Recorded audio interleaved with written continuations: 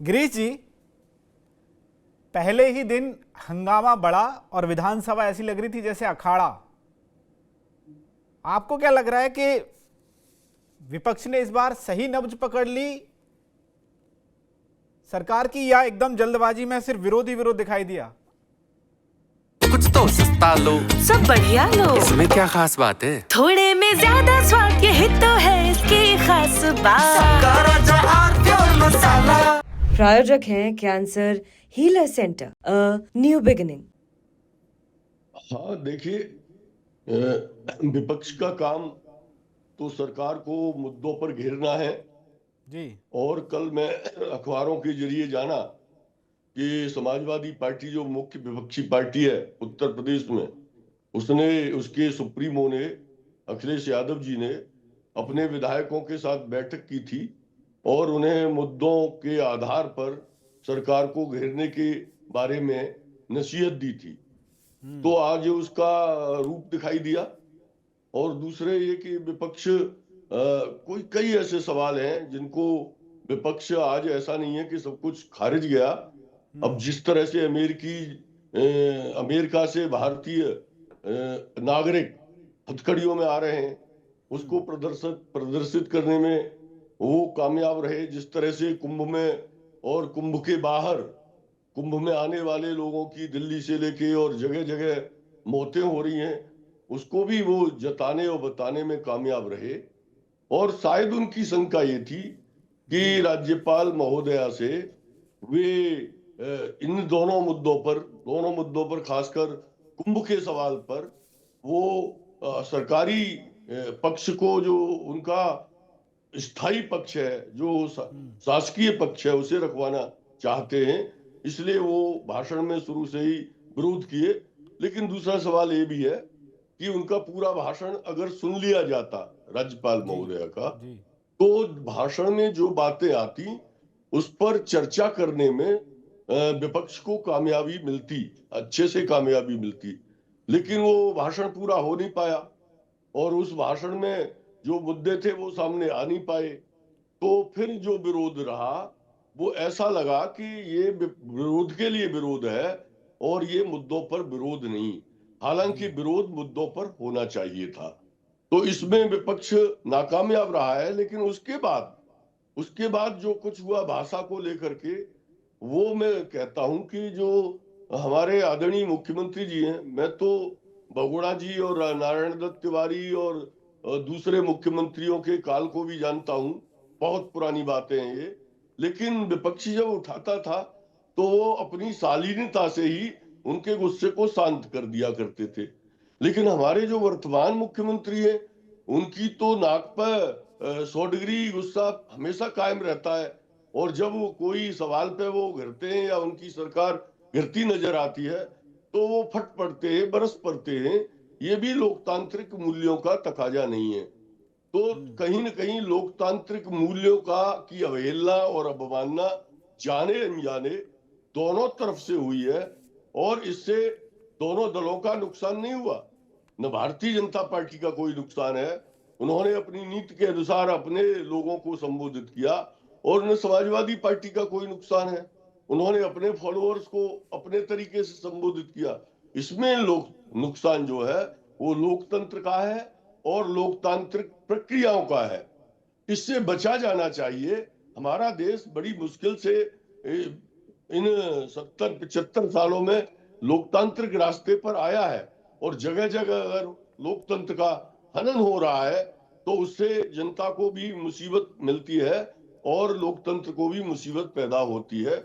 इसलिए इन दोनों बातों से पक्ष और विपक्ष दोनों को बचना चाहिए और लोकतांत्रिक मूल्यों को मजबूत करना चाहिए, उन्हें सुस्थापित करना चाहिए, उनका सम्मान करना चाहिए। बिल्कुल बिल्कुल। परमवीर सिंह जी, लोकतंत्र की तो सबसे बड़ी जी। खूबसूरती यही है कि भाई सबकी बात आनी चाहिए, सबको अपनी बात रखने का अधिकार भी है। लेकिन जब कोई इतने बड़े संवैधानिक पद पे है और एक उसका सिस्टम भी है, तो कम से कम अच्छा नहीं होता कि अगर राज्यपाल पूरा अभिभाषण कर लेती तो ये विरोध जताया जाता? या जिस तरह से गिरीश जी कह रहे हैं कि भाई वो मुद्दे कहीं ना कहीं दब गए जिन पर आप विरोध कर सकते थे, तो जल्दबाजी कर गई क्या समाजवादी पार्टी? सलील भाई, वो एक शेर है ना कि मर्यादा अदब का तो बनाकर रखिए जनाब, रंजिशें जी। अपनी जगह है, सलाम अपनी जगह है। हाँ। वयोवृद्ध राज्यपाल हमारी एक महिला राज्यपाल, वो अपनी बात कहने के लिए उठी, उनकी बात को सुनना जरूर चाहिए था। और यहाँ पर भी राज्यपाल जो होती है, देखिए वो न्यूट्रल होती है। ये बात आप सबको मालूम होती है कि जो भी थोड़ा सा संविधान को जानता है कि सरकार का जो लिखित वेतन दिया जाता है राज्यपाल को, वो वही देती है। लेकिन वो क्या देने वाली थी, क्या बोलने वाली थी, इसको सुन लिया जाना चाहिए, जरूर चाहिए था। उसके बाद जो चीजें बिगड़ी हैं, देखिए विपक्ष के पास क्या है, उनके पास मुद्दा जरूर है कि वो सरकार में जहां उन्हें खामियां दिखाई देंगी वो उसको उजागर करेंगे, और ये विपक्ष का काम है। हम्म। और एक कहते हैं ना कि आप जोर जबरदस्ती से डेमोक्रेसी में कुछ नहीं कर सकते, लेकिन जैसे एक विधायक समाजवादी पार्टी के हथकड़ियों में आए, उन्होंने अपना मुद्दा बहुत अच्छे से रखा कि जो लोग हमारे भारतीय नागरिक हथकड़ियों में अमेरिका से आ रहे हैं उनका पक्ष रखा, कलात्मक तरीके से बहुत सही तरीके से मैसेज पहुंचाने की कोशिश की है। इस तरीके से ये आप कोई तख्ती दिखाते हैं जिसके ऊपर आपने बात लिखी है, शेरों और शायरी के माध्यम से आप अपना गुस्सा दिखाना चाहते हैं, तो ये लोकतंत्र के अंदर, डेमोक्रेसी के अंदर एक्सेप्टेबल है और अच्छा तरीका होता है कि बजाय तू मैं की बात करें, सलीके से हम अपनी बात को रखें। लेकिन इस बीच में जब चीजें फिर वायरल स्पाइरल होती है ना, वो गोल घूम के बात शुरू कहीं और से होती है और खत्म कहीं और जाती है। जो मेरा अपना मानना है, ये कारण क्या है, देखिए जब से सोशल मीडिया एक्टिव हुआ है ना, पहले विधानसभाओं की या लोकसभा राज्यसभा की जो प्रोसीडिंग्स होती थी वो केवल दूरदर्शन पाती थी, कम ही लोग देखने वाले होते थे। जी। आजकल सोशल मीडिया के ऊपर तुरंत ही चीजें वायरल होती हैं, तो चाहे पक्ष के लोग हो चाहे विपक्ष के लोग हो, उनको मालूम है कि कुछ ऐसी चीज करेंगे तो वो वायरल होकर जनता के बीच में उनकी छवि बन जाती है, उनकी एक अपनी इमेज बन जाती है। जैसे जो अतुल प्रधान विधायक समाजवादी पार्टी के आते सारे टीवी चैनल के ऊपर वो चल रहे हैं, तो जो बात कही तो कही नहीं, लेकिन अतुल प्रधान कौन है, यूपी के किस जगह से विधायक है, ये पूरे देश को पता लगा आजकल। इस होड़ में भी ना कि हमें कटाक्ष करना है, ऐसा कटाक्ष करना है कि 3-4 दिन तक कम से कम मैं वायरल हूँ सोशल मीडिया के अंदर, तो ये चीजें भी हावी रहती है पक्ष के और विपक्ष के हाँ। लोगों के ऊपर। जी। इसी वजह से कई बार मुझे लगता है कि शब्दों का चयन गलत करते हैं, और गलत नहीं जानबूझ कर करते हैं जिससे वायरल हो, क्योंकि सबको मालूम है कि देखिए विधानसभा के अंदर या लोकसभा के अंदर कहीं भी ताकत हो, कोई मानहानि या अवमानना का दावा नहीं किया जा सकता, कोई भी जो बोलना है। लेकिन इस सब के बीच में कि आपको जो ताकत दी गई है, लोकतंत्र ताकत है, उसका दुरुपयोग नहीं करना चाहिए, क्योंकि आप नुमाइंदे हैं, मतलब छोटी सी विधानसभा भी तो रही होगी ना, 3 से 5 लाख के बीच में लोगों का आप नुमाइंदगी कर रहे हैं वहां पर आप, तो वहां पर ध्यान रखना चाहिए इस होड़ में कि मैं लगातार 2-3 दिन लूप में चलूं, मेरे वो कारण टीवी की बहसें हो, तो इस चीज को बचना चाहिए इस चीज से। हाँ ये बात है कि विपक्ष का काम है, देखिए वो बताएगा कुंभ के अंदर जो ट्रेजेडी हुई है उसके ऊपर बात जरूर होनी चाहिए, सरकार नहीं जा भाग नहीं सकती है उस चीज को, लेकिन उन सवालों को पूछने का भी तरीका है। सब ट्रेजेडी है, तब हम ये भूलना नहीं चाहिए, ये कोई जानबूझ कर करावा कृत्य नहीं है। तो इन सब चीजों हम्म। का जवाब मांगना चाहिए, आप क्या अच्छा करने वाले हैं या क्या अच्छा कर सकते हैं। राष्ट्रीय विपक्ष कैसे होता है कि आपने ये गलती की है या अगर ऐसा किया होता। आजकल हम पिछले 10-15 सालों में देख रहे हैं कि क्या किया होता नहीं, क्या नहीं हुआ उसके बारे में, लेकिन प्लान आप बताएंगे तो थोड़ा सा आप आउटलाइन दे सकते हैं, सरकार का काम है ये करने, लेकिन आप बताया जा सकता है। इन सब चीजों के बजाय बयानबाजी करके हीरो पार्टी की वजह से कहते हैं ना कि अपना जो अपना एक पर्सनल कटआउट निकल के आने के लिए बस ये होड़ में होता है, तो शब्दों का गलत भी होता है, तो वहां लोकतंत्र का जन्म हो सकती है। जी। इस चीज से बचना चाहिए। सवाल सरकार से पूछा जाएगा, सरकार जवाब देने के लिए बाध्य है, सरकार का हम्म। कर्तव्य है जवाब देना है उसके लिए। लेकिन अपनी उस मर्यादाओं को नहीं भूलना चाहिए, तो ये कहना बिल्कुल। चाहता हूँ जी। बिल्कुल, सदन की मर्यादा होती है और सरकार और विपक्ष के बीच भी एक डेकोरम रहता है।